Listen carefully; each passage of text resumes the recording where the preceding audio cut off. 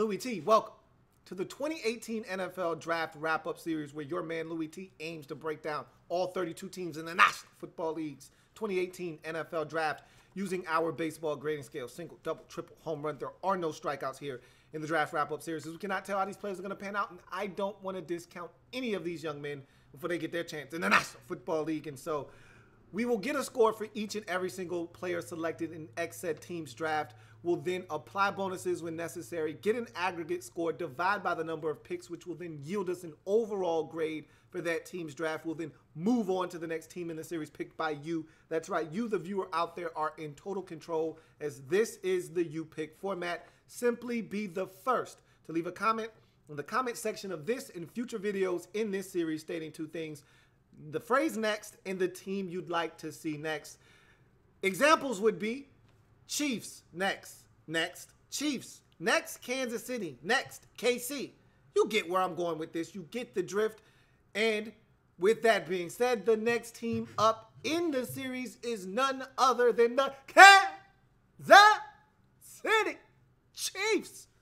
And man, it's been a bit of a tough offseason for the Chiefs as they move on from their quarterback. And I think the fan base is probably about 70-30 on liking Alex Smith but wanting to move on from him. I think they were ready for a change, and I'm probably a little light on it. It's probably more 90-10. They were ready to go in terms of the fan base, ready to move on and go with the young guy in Patrick Mahomes II. You gave up a first-round pick in this year's draft to get him in last year's draft. So no first-round pick for the Kansas City Chiefs, but GM Brett Veach really likes the makeup of this football team from an offensive standpoint, even with the departure of Alex Smith.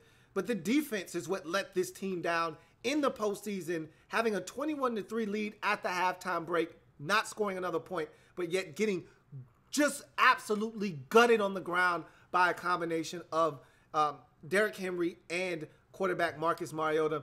The emphasis in this draft was ideally, let's help the defense a little bit. And especially after spending some money in free agency on the receiver position and on the offense, they felt good about the offense, not so much about the defense. And there was emphasis put. After you get gutted the way they did in that playoff loss at home to the Tennessee Titans, after you get gutted that way, the emphasis was definitely on defense, so much so that the draft, which only consisted of 6 players, didn't contain a single offensive player. All 6 selections, all on the defensive side, in which 3 featured defensive linemen. So that told you the focus of this football team. No more Derek Johnson, no more Tamba Hali, kind of a changing of a guard on the defensive side of the football.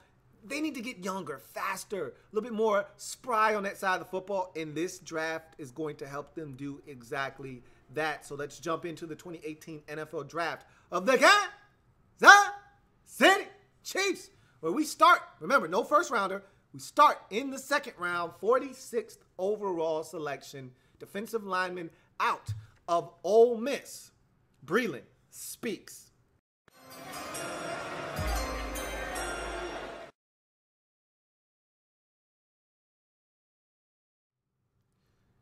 And when Breeland speaks, you should listen. If you don't, bad things could happen, just like a couple of players for Mississippi State found out in the Egg Bowl in 2017. We'll talk about that a little bit later on, but we're going to talk about Breeland Speaks and what he brings to the table as a 6'3", 283-pound defensive lineman. Preferably, this guy is to be played as a 5 technique if you're going to play a base 3-4 defense, as the Chiefs have for quite some time. If you're going to play a 4-3 base defensive scheme, then you need to play this guy as a 3 technique. I look at him, and I think the way that he was utilized in 2017 was his best season. Okay, stats-wise, it was his best season. The light bulb came on, and the way he was utilized was beautiful. Reminded me a lot of how the University of Virginia used Andrew Brown and how they moved him around like a chess piece despite being such a large human being at 280-plus pounds. They still moved him around, and this guy was everywhere. And so let's talk about Breeland Speaks, what he brings to the table. 32.5-inch vert, You're talking about a guy, 9 career sacks, 7 of which came in 2017. So again, best football being played in his final year in college. 1 forced fumble, that came in 2017 as well. So again, the best from him was in 2017, and you're hoping that that trajectory continues on the upward plane that it's on. 19 quarterback hurries in his career, 15 tackles for losses, 8 of them coming in 2017. So again, 2017 was his year, but that comes with the caveat. That 1 year of 2017 was a 1 year of true production. Where was this production in 2016, 2015, 2014? That's something you got to discuss with this guy. Him being a redshirt junior, only 3 years at Mississippi State on the field. But let's talk about his measurables. That's where we start with his pros.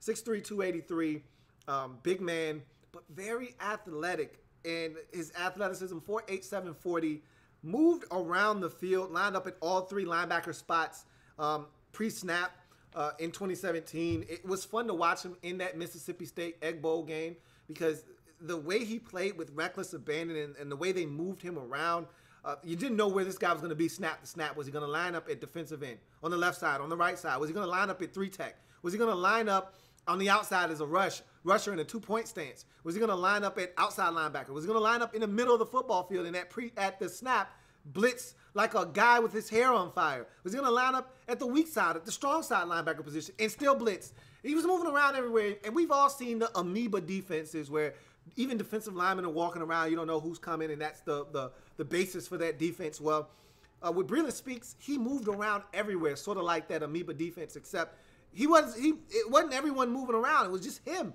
moving around, and it was fun to watch because this guy was throwing his body around and looking to try to apply pressure on the quarterback, looking to blow up plays in the backfield, and he did a hell of a job in doing so in that 2017 redshirt junior campaign. Hand usage, it's solid. It's not great, but it's good enough to help this guy defeat some blocks at times. I think that's something that he can hone in on as a skill set that he needs to get better at the next level. But he has a little bit of hand usage at this moment. Awareness, I put down in my notes, can be fooled, but figures it out eventually. There are so many times where I watch these defensive linemen, and the teams know there's a book on these guys, and they know what guys are susceptible to, and they do it over and over and over again. And guys are like cavemen. It seems like they don't get it. Hey, they're running read option at you. You have to stay home. They're running bootleg your way. You have to stay home. You can't chase the bait. They're running it your way, and you're falling for it every single time. Stay at home. They'll fool him once, maybe twice, but eventually he'll get it.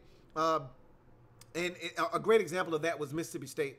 They were running option at him all game long, speed option, read option, and finally he got a wind of what they were doing. He stayed at home. He baited the quarterback to toss it out to the running back, and then he chased the running back down, showed that athleticism that I mentioned, and was able to tackle him for about a 3 or 4 yard loss. So again, he's a guy that awareness does elude him at times, but eventually he's going to get it. Point of attack physicality, very physical at the point of attack. He's a guy that looks to cause damage when he is at the point of attack. He is very, very aggressive at times, especially when he gets a running head start like he did numerous times at Ole Miss. Ability versus the run, I put down in my notes here, does run himself out of plays often, going up the field as a penetrator. His biggest attribute as a defensive lineman when he puts his hand in the dirt in a 3-point stance is as a one-gap penetrator. He's a guy that looks to get up the field and create havoc. He's not looking to be one of those selfless defensive linemen that'll eat up 2 blockers and do his job and do it for the good of the linebackers so that they can roam free. He's trying to eat. He's not looking to help other guys eat. He wants to eat himself.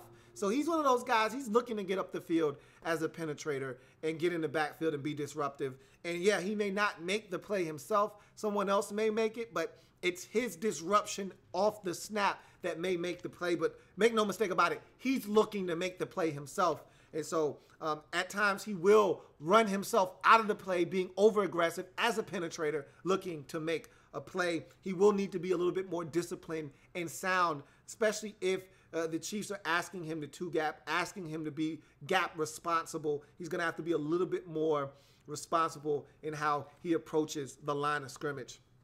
In any event, pass rushing ability, I have in my notes, no actual plan as a pass rusher, but quickness and aggression will produce pressure. A great example of that is him versus LSU in 2017. He was a guy, he won off the edge a couple of times, beat the tackle off the edge a couple of times in that particular game. And there was another play where he split a double team, just pure aggression. There was, again, no plan. He stunts inside, beats two guys, beats a double team before they can even get into their stance and get into their set. He beats them with quickness and aggressiveness. They try to rebound and recover, and he splits them with aggressiveness, gets to the quarterback, and gets a piece of a sack. So, again, he's not a guy that's going to spin or have a hard outside, back inside. He's a caveman when it comes to pass rush. He's looking to bull rush you. He's looking to be over aggressive. He's looking to get off the snap quick and win that way. But he's not looking to finesse you in any sense of the word.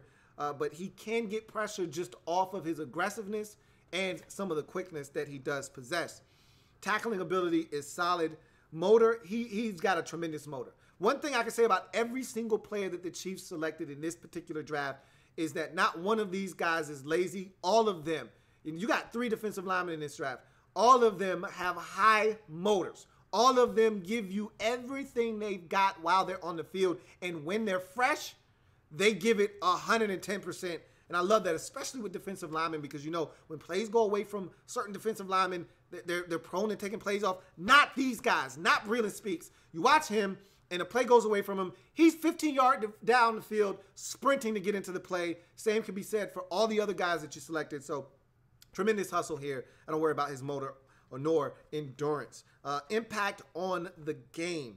I have in my notes here, he's a bit of a hothead. He's a head case. For all of the good that this guy can do at times, being a disruptor as a penetrator, being a guy that can get to the quarterback, being a guy that can play on the other side of the line of scrimmage, for all of the good things that he can do, he also has a little bit of maturing to do as well. And the best example is the Egg Bowl game versus Mississippi State, which turned out to be his final game of his collegiate career, in which he was ejected from the football game. 2 unsportsmanlike conduct penalties, one coming after the Mississippi State Bulldogs scored a touchdown late in the game. It's garbage time. They're getting their asses handed to them in a rivalry game. Mississippi is killing Mississippi State, and they score a touchdown, and all of a sudden there's a little brouhaha, a little brush up in the end zone. Breeland Speaks comes in, inserts himself into the matter, picks up in a sportsmanlike conduct penalty. Later in the game, there's a punt. He gets upset, takes umbrage to something that happened, and straight palms the face of a guy that was just helpless in the matter, and picks up another one. And as he's being escorted off the field, he's waving both hands to the crowd, just showing a level of immaturity. He's got to grow up. I watched him take a quarterback, and I watched this in the Arkansas game in 2016. He gets to the quarterback, and he was a little frustrated because he hadn't gotten to the quarterback in that game. He finally gets there, and he grabs the quarterback by the face mask and the helmet and slams him to the ground, picks up a 15-yard penalty. These are the types of things you cannot have at the next level. You've got to play with a clear head. You got to be level-headed in situations. If guys know that you are a loose cannon, they're going to bait you. You cannot fall for it. Breeland Speaks has to keep his cool. But this is a guy that is very talented. I want to see more of what I saw in 2017, less of what I saw in 15 and 16. If I get the 2017 Breeland Speaks, you got yourself a steal here in the second round. If you don't get that Breeland Speaks, you get the guy that played in 2015 and 2016 that was tentative and inconsistent and was a guy that was easily blocked and occupied. This pick isn't going to be worthy of a second rounder. I've got my doubts about this guy, but I like what I saw. I probably should have given him a triple, but because of him being a sort of a head case and a guy that I don't know how the Chiefs are going to use him, because, like I said, Ole Miss used this guy so uniquely by moving him around as a 280-pound chess piece. I don't think the Chiefs are going to do that, but if they do and they get the most out of Breeland Speaks, this could be a steal for them. Here in the second round, 46th overall selection, Ole Miss defensive lineman Breeland Speaks for me is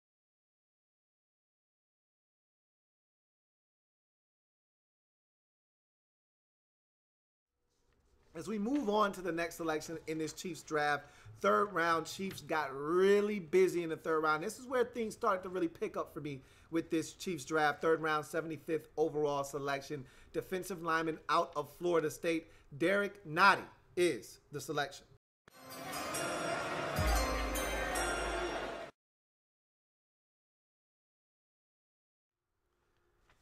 The word that comes to mind when I think of Derrick Nnadi is consistency. I know what I'm getting, and there's a comfort level in knowing what you're getting with a football player. Any player for any matter in any sport. There's something that a coach loves about consistency. There's a guy that you bring off the bench in basketball that you just know. I know what I'm getting out of this guy. He's going to hustle. He's going to rebound. He's going to do the dirty work. Love that guy because I know what I'm getting every single night from this guy. Same can be said for Derrick Nnadi. It's never pretty, but it's gritty and it's consistent. I know he's going to do the dirty work. I know he's going to hustle. I know he's going to play his ass off because he's consistent, and I know the kind of football player that I'm getting in Derrick Nnadi, and I think that's the comfort level the Chiefs had when they made this selection. 6'1", 317 pounds, 25 reps of 2 1/4, 11 and a half career sacks, 2 forced fumbles, 24 tackles for loss, 3 PBUs, 6 sacks in 2016. That number came down to 3.5. There's a number of different things you could point to as to why the struggles of the team overall in general may have been to blame for that. Nonetheless, Derrick Nnadi is a guy that always hustles. Speaking of which, you go to his measurables.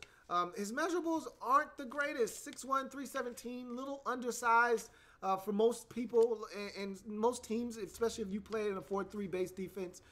You may say, hey, this guy's undersized as a 3-tech. But to me, this is a guy that you stick in the middle of your defense. And if you're looking for a nose that's going to be immovable, Derrick Nnadi is your man. He'll eat up double teams. He'll be a guy that'll be a space eater. But he's a wrecking ball as well. And so this is a guy that can do a little bit of everything. And I want to see how the Chiefs employ him as well. 5'3", 8 in terms of the 40. But that doesn't tell the story about this guy's athleticism. His short area quickness is not to be underestimated. He's a guy that can and will create havoc by bull rushing and then using some quickness. And speaking of which, his hand usage, I talk about guys and their lack of hand usage at the collegiate level. Derrick Nnadi is not one of those guys that fails to use his hands. He's got a plethora of moves that he uses to try to get to the quarterback. There's a swim move. There's a bull rush. And my favorite, the Reggie White hump/club move, which few guys can pull off because they're just simply not strong enough.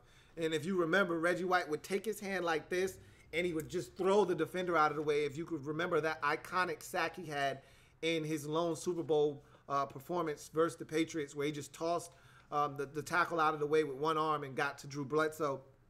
Derrick Nnadi has a little bit of that in him, and I watched him do that versus Florida in 2016. It was a thing of beauty, where he was able to beat that guard off the snap. The guard recovered, but by the time he recovered, after they ran a little bit of a TE game, tackle going outside and going inside, Nnadi beat him off of that twist, comes around, the guard tries to recover, and Nnadi simply discards him with a beautiful hump move and gets to the quarterback. And that's what he brings to the table, a guy that will use his hands to try to defeat blockers. Awareness.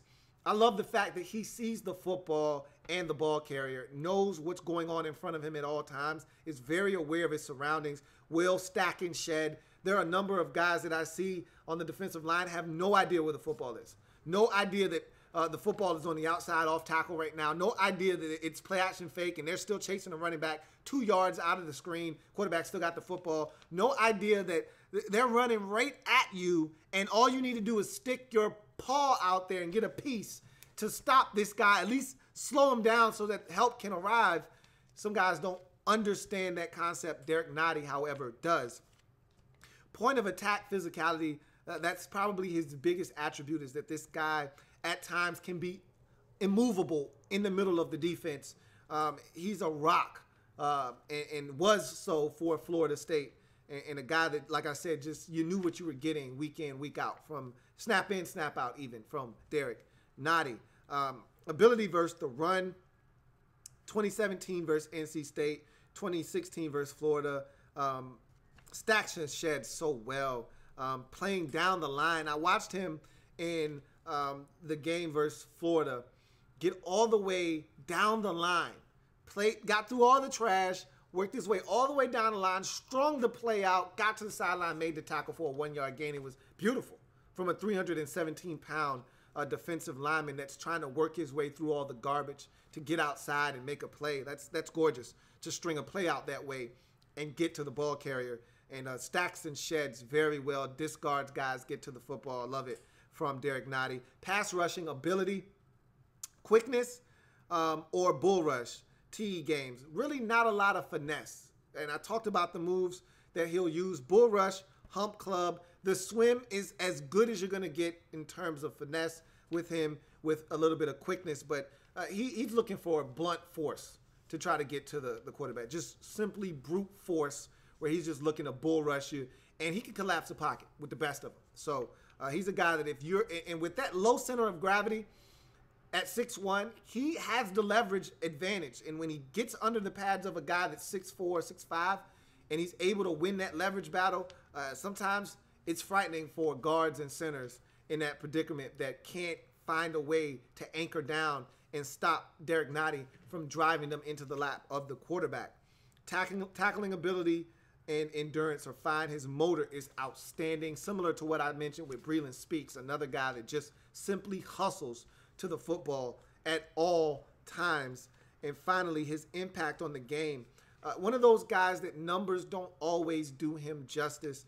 He does a lot of the dirty work, man. When you watch Florida State, when you watched him in 2016, all of those sacks that the draft pick that the Denver Broncos had, DeMarcus Walker had, a lot of those sacks, Derrick Nnadi was a huge part of those sacks.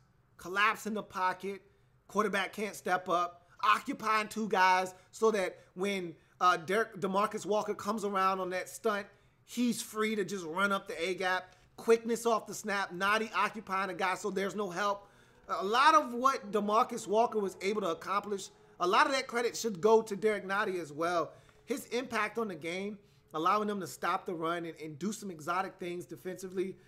Derrick Nnadi was a huge part of what they did defensively, and that doesn't go unseen by evaluators and people that watch the game. So, and not to mention, he's from my area, from Virginia Beach. Gotta love that. Gotta support homegrown talent. But Derrick Nnadi is just so consistent. And I know I've said that word 25 times already when discussing this guy, but that's what you're going to get out of Derrick Nnadi. And with big guys, sometimes that's the missing link, is that you don't know what you're going to get. Well, you do know what you're going to get with Derrick Nnadi. And so in the third round, 75th pick overall, defensive lineman out of Florida State, Derrick Nnadi for me is.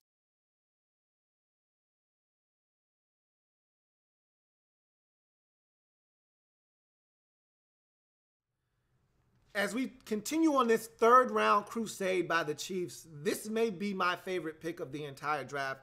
The next pick after this will give it a run for its money. But boy, this player was so needed for this Chiefs defense. This was something you've been lacking. And if I swore if I saw, God damn it, I can't even think of his name right now. But number 49, y'all know who I'm talking about. That safety hybrid linebacker, starts with an S. Oh, it's killing me that I can't remember his name. But I said, if I see his ass one more time getting smoked, I'm gonna have a damn heart attack. And you know, they tried to do some cute things, and they got some other guys that they brought in that had a little bit more speed. But this guy right here is legit, okay? And I saw some of the guys that you were bringing in to try to help, but this guy right here is gonna end all of that. In the third round, 100th overall selection, linebacker out of Clemson, Dorian O'Daniel is the selection.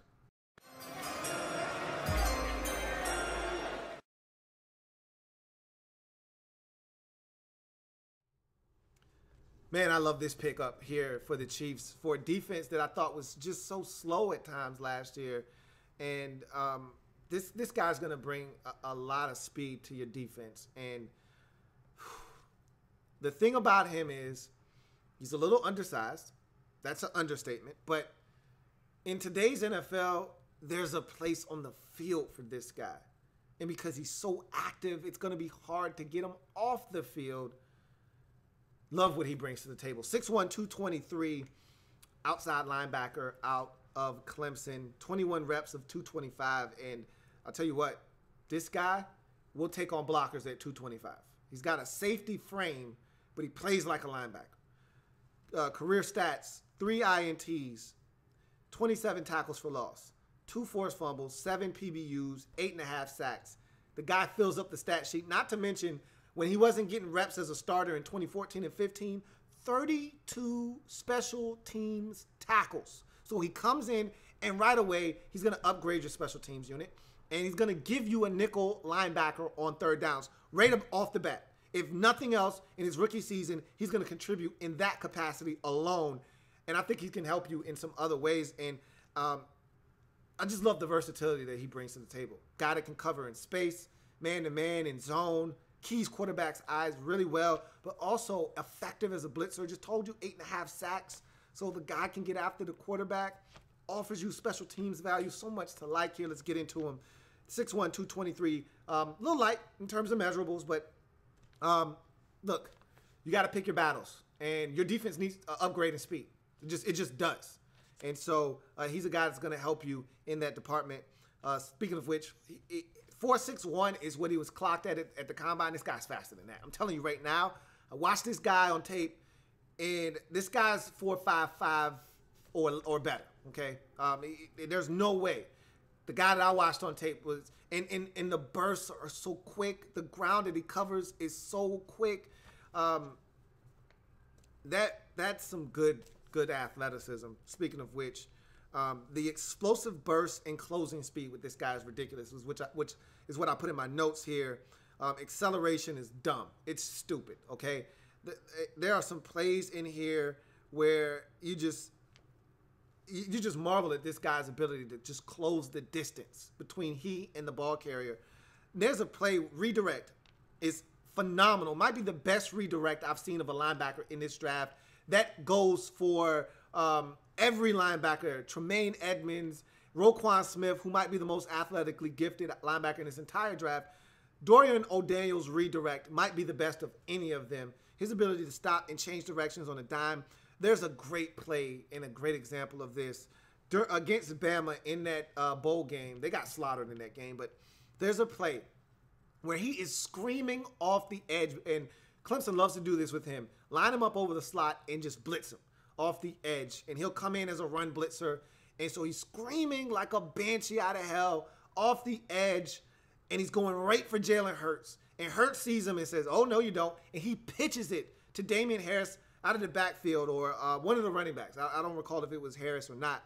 It might have been Najee, but in any event, he pitches it to the running back, and in one fluid motion from hauling ass on a beeline straight to Jalen Hurts, without breaking stride, he darts to a beeline to the running back in about 4 yards, tackle for loss. Are you kidding me?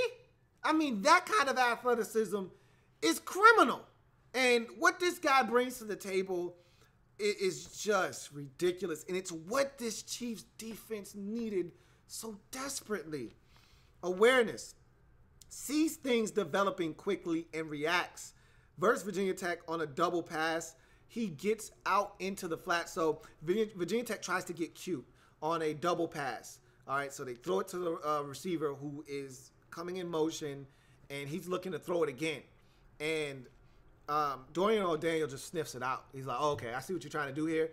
There's 2 blockers in front of that guy. Before those blockers could even get out in front to allow that play to develop, Dorian O'Daniel's already in the backfield tackling this guy for about a 4 or 5 yard loss. I mean, that awareness is uncanny. A jet sweep versus Ohio State in 2016. He just sniffs that out, blows it up before it even gets started.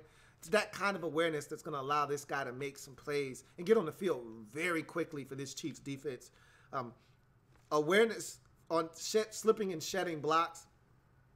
Effective at slipping blocks, but not afraid to take on them despite his size. I was really pleasantly surprised at how well he took on blocks. Normally guys that's south of 235, they get blown up when a guy comes and contacts them, a center, a guard with a little bit of momentum and full steam ahead, contacts them, blow those guys up, move them 3-4 yards out of the way. Not Dorian O'Daniel. He was able to stand his ground. Now, I will say this. For as good as he is at slipping blocks, he's not as adept at shedding them, okay? He's not going to shed blocks of 300-pound guys, of a 285-pound tight end. He's not shedding a block of those guys. But what he will do is he'll slip those guys. He'll beat them to a spot. He'll get underneath their block and get into the play, and he does that very effectively. Tackling ability, understands angles, and I love this about him, and wraps up to run through his target. He's not one of these guys looking to lay the shoulder. Look at me. Look at what I just did. I just laid a guy out with a shoulder. He's running through guys by wrapping up aggressively. It is fun to watch. Man coverage ability does a great job of railing wide receivers. And what I mean by that is when he's in man-to-man coverage up the sideline, he may not be winning the foot race all the time, but what he does a great job of is of contacting them, putting his back against their stomach, and running them towards the sidelines. And as long as you do that while looking back for the football, officials will let you get away with that. It's when you do that and have no idea where the football is and make no attempt at trying to find it, you get flagged. He does a great job of looking back, and he knows exactly what he's doing. He is running that receiver out of bounds, all the while looking back for the football, knowing damn well he's not even making a play on the ball. I love it. A lot of times linebackers aren't going to be able to stay step for step with running backs and tight ends out of the backfield. You got to use every trick in the book, and railing receivers up the sidelines is a great way to stop them from getting to the football if you can get away with it. Zone coverage ability is where he shines. This is when he's at his best. He's so fluid out in space, and he's able to key quarterbacks' eyes very well and reacts to what he sees very well. A great example, a pick six versus Louisville. Goes up beautifully, climbs the ladder, looks like a defensive back, looks like a wide receiver, plucking it out of the air, hitting the ground, and just taking off for a pick six. Did the same thing versus Virginia Tech. This one was a little bit more lucky, though. He reacts to a pass out on his side in the flats. The receiver bobbles it, comes off his helmet. Dorian O'Daniel just happens, oh, look what I found. Interception right in his hands, takes off down the sidelines, pick six. But this guy, good things happen to those who find themselves around the football, and Dorian O'Daniel finds himself around the football. Blitzing capabilities, Auburn sack on a delayed A-gap blitz just shows you how quickly, and I liken his ability to close the distance to that of Roquan Smith. When you watch Roquan Smith blitz on a delayed A-gap blitz or on a green dog where he's got the responsibility of the running back man-to-man, but the running back stays in the block, so he comes on a delayed blitz, and you see him close the distance, Dorian O'Daniel has that same kind of burst where you just see him, now you don't, and he's at the target in an instance. And so that that speaks to his ability to get to the quarterback. If you get this guy a free hit on the quarterback or as a free hitter, he's going to get there in a hurry. And that kind of speaks to his final pro of range. He's got sideline to sideline range. So fun watching this guy play. I got to stop drooling all over this guy and what he brings to the table. If he were a little bit bigger, in the mold of, say, a Ryan Shazier, this is a home run because he's so much lighter, and the speed isn't necessarily the time. Damn the time. I don't care what the time says. I know what I see. And I see a guy that's probably running somewhere in that 4.55, 4.52 range. The guy is faster than 4.61. But if he was a little bit bigger, this would probably be a home run. But just the fact that this guy is such an athletic marvel at a position that the Chiefs could use and upgrade, I love this selection for the Chiefs. In the third round, 100th overall selection, linebacker out of Clemson, Dorian O'Daniel, for me, is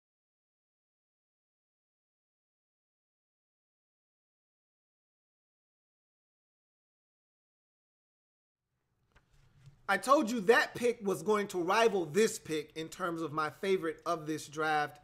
Fourth round, 124th overall selection, safety out of Texas A&M, Armani Watts is the selection.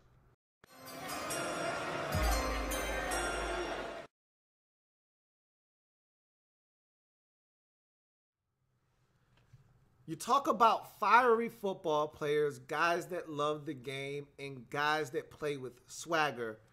You're talking about Armani Watts. And for all of the hoopla surrounding Jair Alexander and how much swag he plays with, Armani Watts is right there with him. I've enjoyed watching this man play college football over the last 4 years at Texas A&M. Not many college football players I identify with as guys that I've watched grow into the players that they've become, especially ones that aren't on my favorite team.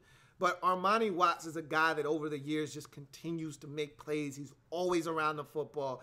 And like I said, he plays with a level of aggression that gets me excited. Reminds me of how reckless at times LSU safety Josh Adams was, or Adams. I always call him Josh Adams. I'm always thinking of the Notre Dame running back. But Adams was coming out of LSU, a guy that just played with reckless abandon.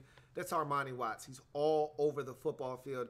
Guys like him, I call them ubiquitous football players. They're just everywhere, and that's what he has been for Texas A&M.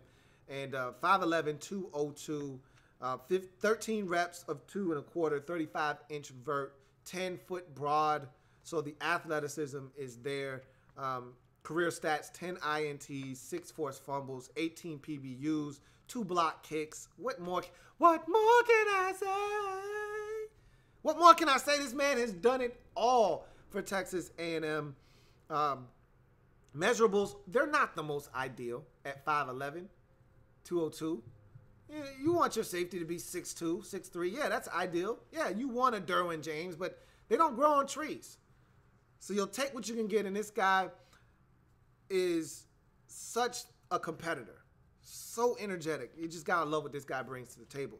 That being said, his speed. So he didn't run a 40, and I think he didn't run it purposefully because he kind of knew he wasn't going to run as fast. Now, there's a report that he ran a 4.6. I think he's anywhere from 4.55 to 4.6. He's not the fastest guy in the world. I can assure you of that.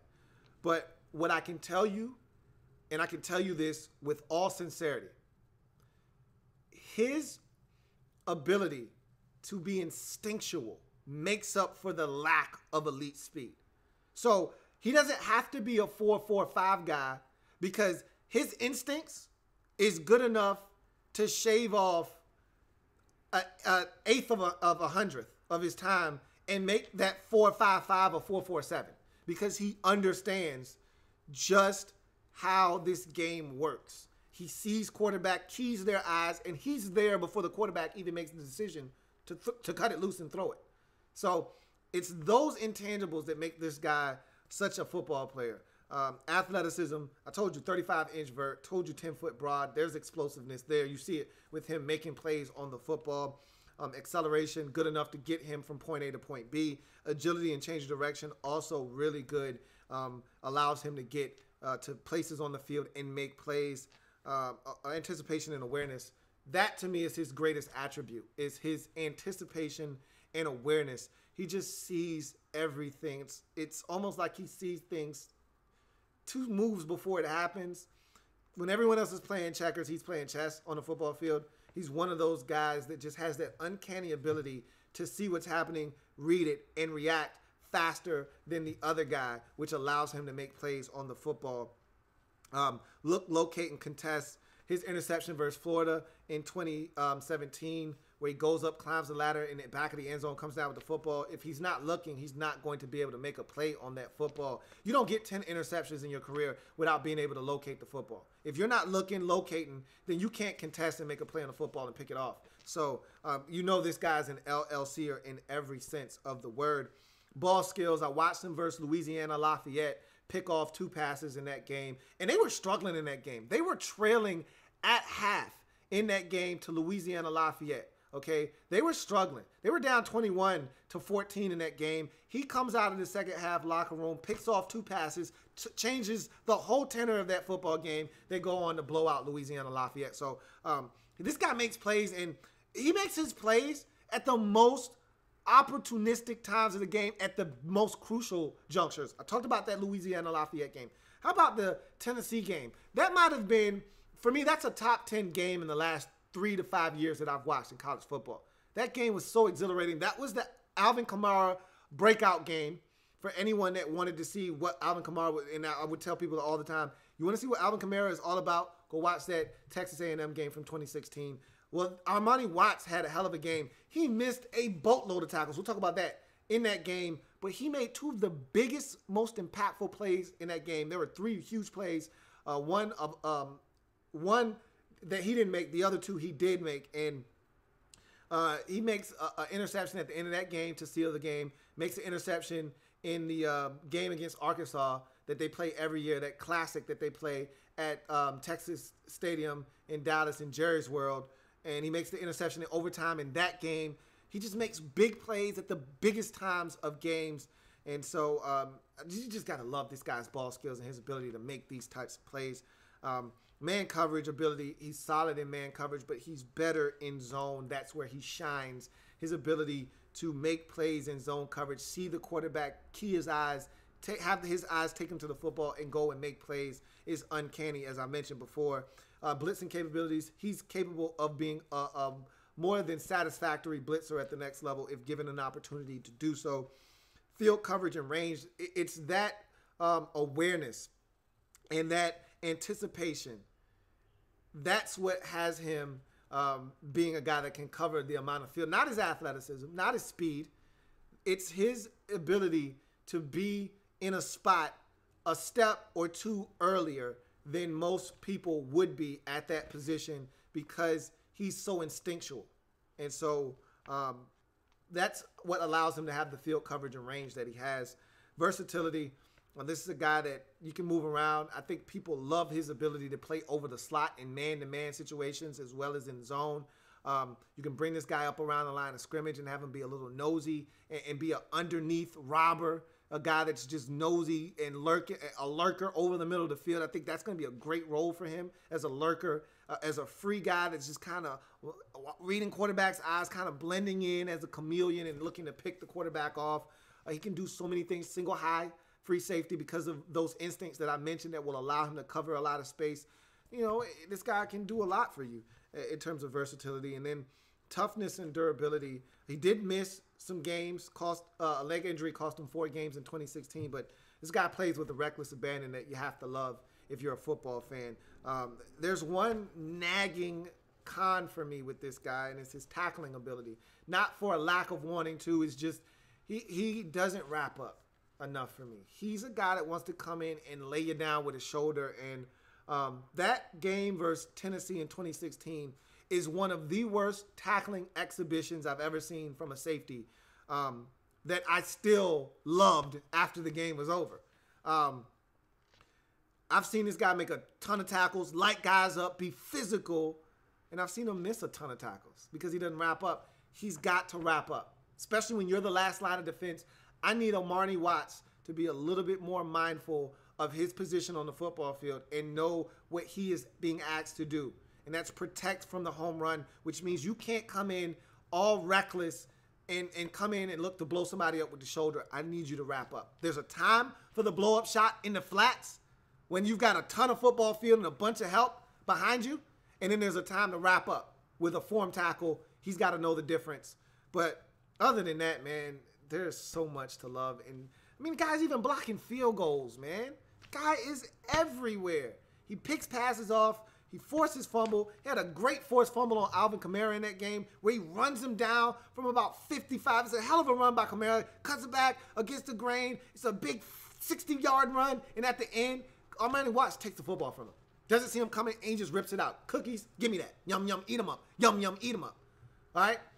It's those types of plays that this guy is going to make at the next level that's going to make him one of your favorites. He's already one of mine in this draft, and he'll be one of yours if he continues to play the way that I know he's capable of. In the 4th round, 124th overall selection, safety out of Texas A&M, Armani Watts for me is.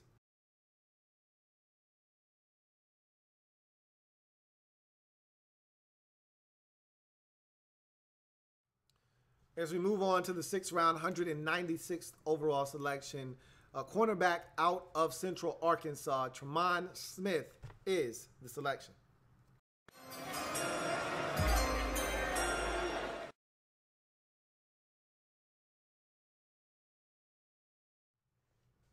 So we're talking about a small school prospect here. You know, my only prerequisite is dominate the competition, and that's what this guy did. 6 feet, buck 90. I think the 6 feet may be a little generous. He looks every bit of 5'10", 5'11", but at 6 feet it is. 15 reps of 2 1/4, 34-inch vert. Career stats are stupid. 15 INTs, 39 PBUs. Guy's got a background of returning kicks. Had a touchdown that I watched him run back on a punt return. Ex-baseball background, so that helps you track the ball. And you always wonder what these things actually mean. Who cares if this guy played baseball? Those guys that have ex-baseball backgrounds have the ability to track the football in the air. And that's why evaluators and scouts love those types of guys that play multiple sports. There's always some type of benefit to playing another sport, whether it's playing basketball, having really good hand-eye coordination, or baseball, being able to track the football in the air. These are things that you get from other sports that does translate to football, and he has that, and he's got punt return experience as well, so there's a level of versatility. I think this guy has the ability to play both inside and outside and still give you some punt return ability, so there's a lot of versatility here with Tremon Smith. As we get to his measurables, not the biggest guy in the world at 6 feet, buck 90, but that's about an average size corner in today's NFL. Speed is probably his biggest attribute.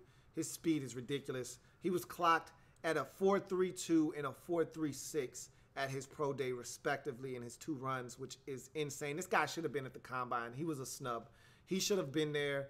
Another small school guy that should have been there was P.J. Hall. Both of those guys should have been at the combine, and they weren't. And so that was a disservice because this guy should have been there. Athleticism is ridiculous. Acceleration, I just told you the guy runs a 4.32, so you know the acceleration is off the charts. Agility and change direction, it's just stupid with this guy. Anticipation and awareness, these are things that I think he's good at, can get better at. And so I think that's something that he'll have to work on, but right now it's still good enough to be a positive and not a negative. Look, locate, and contest. He's one of those guys that I noticed on tape. When he's in good position, he'll find the football. Look, 15 INTs tells you all you need to know about this guy's ability to find the football and go after it and attack it like it's his. That's what you want corners to do, is attack the football when it's in the air like it was meant for them. Because when it's in the air, it's anybody's ball. He does that. However, when he's not in a position that he's comfortable in, he won't even look back for the football. He will face guard, just put his hands up. And at times, that's all you can do, especially when you know football's coming. You're not in a position to turn and locate, because by the time you turn around, ball will be there. You got to do something, but there are times where he still has time to turn around. And I watched him against Houston Baptist. Yes, Houston Baptist, okay? He got smoked off the line of scrimmage, and this is something else I worry about with him. He lunges at the line of scrimmage when he's in press technique.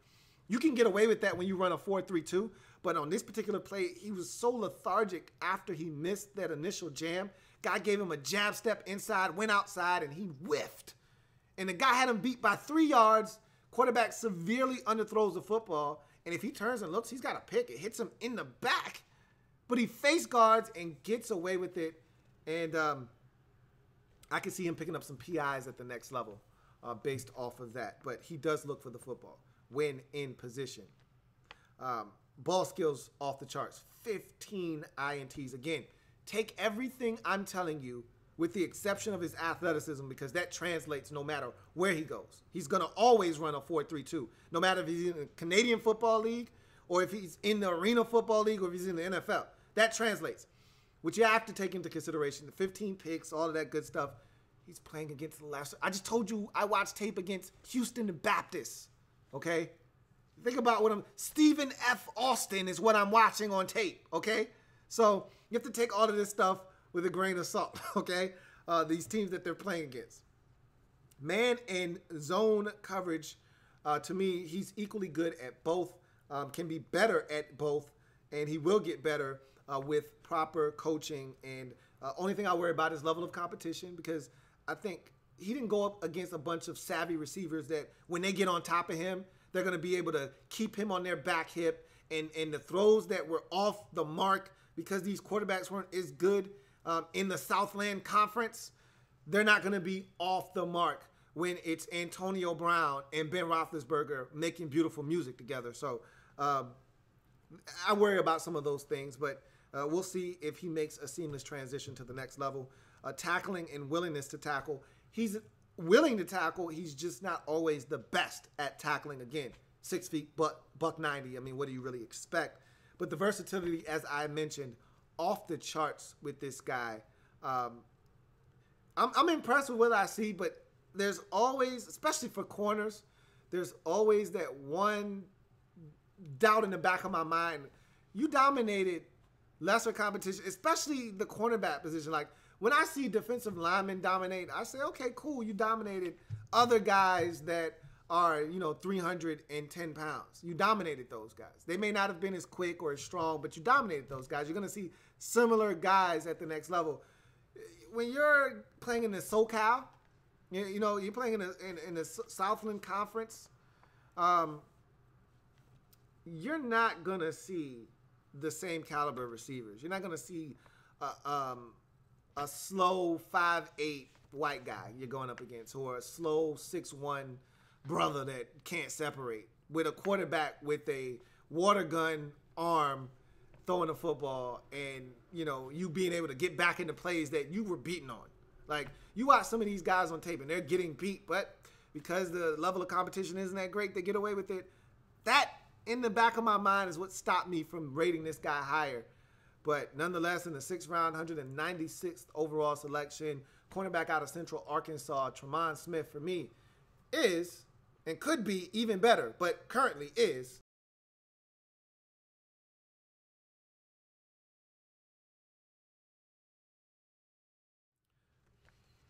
and finally, to wrap up this Chiefs draft, in the 6th round, 198th overall selection, we go back to the defensive line. This time, University of Tennessee alum Khalil McKenzie, or as he goes by now, Reginald McKenzie Jr.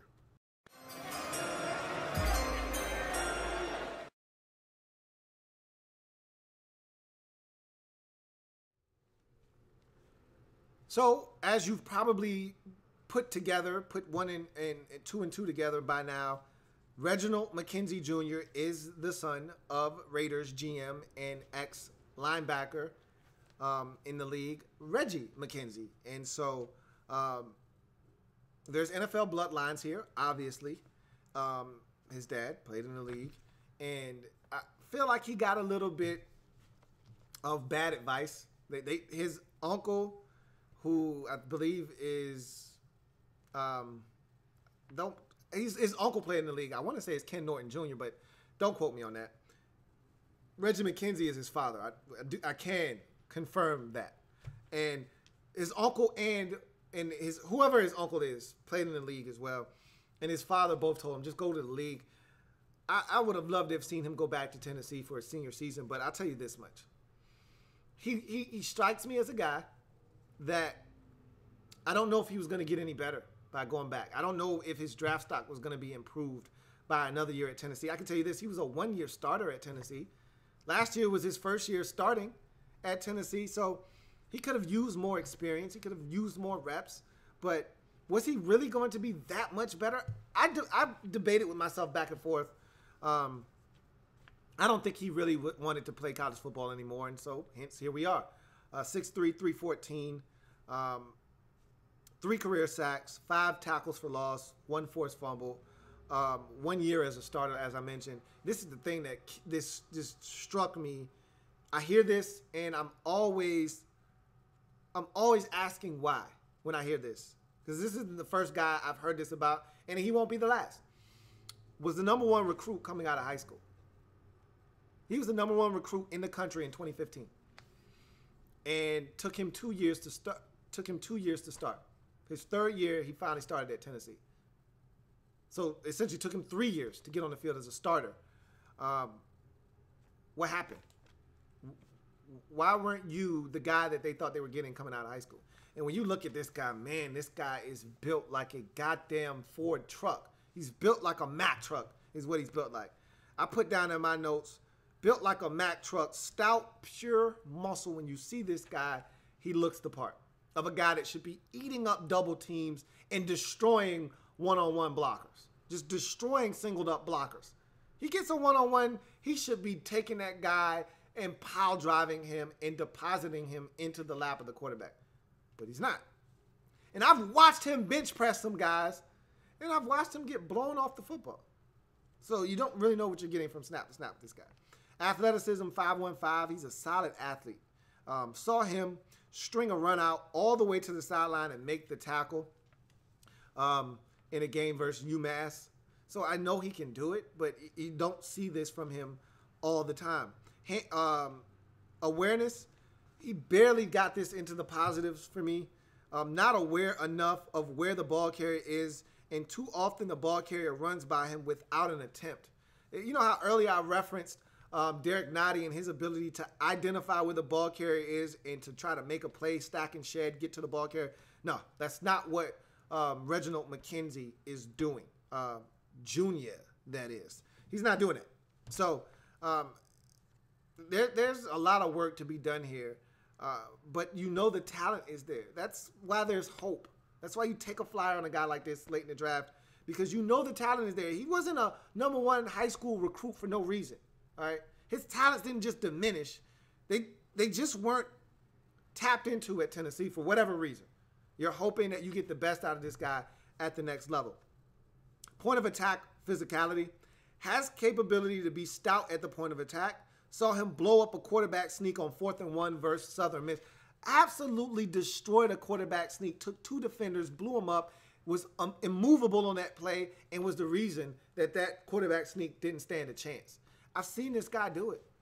You just don't see it often enough. And that's got to drive people crazy with this guy. Ability versus the run is solid. It doesn't blow me away. He doesn't do enough in that department for a guy that's always looking to try to, take on blockers and things of that nature.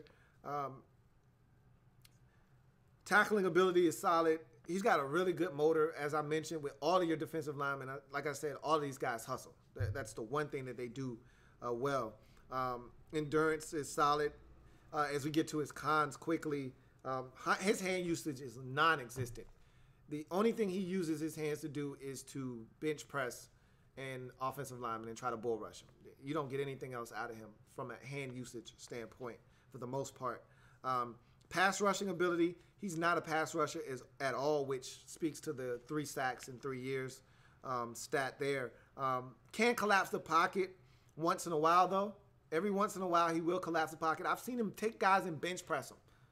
Take them right back into the quarterback, but it doesn't happen often enough for me. And I know he's capable.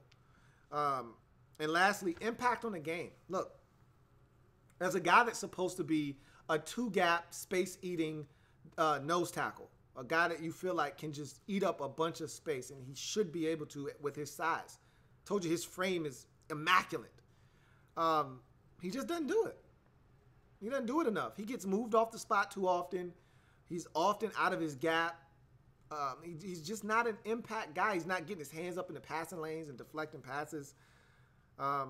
Doesn't play on the other side of the line of scrimmage. And again, sometimes guys aren't asked to do that. When you're 2-gapping, you're not asked to be a penetrator and play on the other side of the line of scrimmage. Your job is to eat up blockers and eat up space. And he's not even doing that at times. So I said all of that to say this. Off of production and what I saw on tape, he's a single. But off of the talent that this man possesses, and I can see it, there's flashes. This is the type of guy you draft at the end of a draft, and this is the type of guy you take a chance on and you see if you can get the most out of him. And if you do, the reward will be way greater than the risk of taking this guy in the 6th round with the 198th overall selection. Defensive tackle out of Tennessee. Reginald McKenzie Jr. is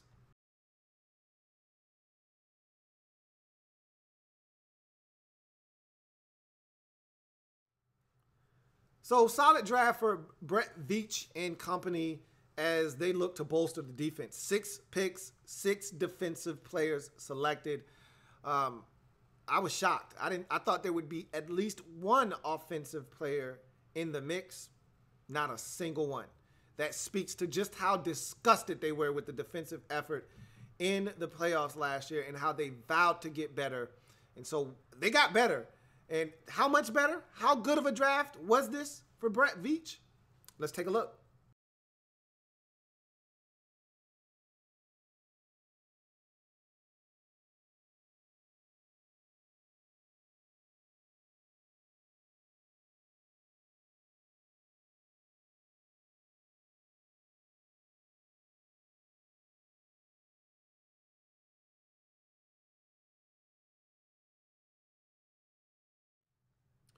So, look, for me, I thought it was a really good draft for the Chiefs. They got faster, more athletic, and they got stouter up front, which was a big emphasis that they put on this draft defensively. And they're getting younger, and they needed to get a little bit younger at some positions. Uh, you still want to see how they're going to get to the quarterback. You still want to see Justin Houston get back to his form. But they got faster on defense. You know, Derek Johnson was a liability at times last year, and so they had to cut bait. And he was getting up there in age. And so you get Eric Berry back healthy. You add Amari Watts to the secondary. You still got Warren Parker if you don't cut him loose, because you can save some money if you do. But in any event, there's a lot to like about this Chiefs football team from a defensive standpoint with the additions made. If you want to see the scores individually for each player, check out the website, louistnetwork.net. For that, make sure you're checking out the podcast, Louis T Network Podcast, which is available on iTunes, on Stitcher, on Google Play Music, and on the website, louistnetwork.net. And make sure you subscribe to the Louis T Network if you haven't already done so on YouTube. I'm your man, Louis T, signing off. Plenty more of these where this came from, so be sure to check out the Louis T Network and the 2018 NFL Draft Wrap-Up Series. I'll see you next time. Plenty more of these coming down the pipeline. So, have a good one.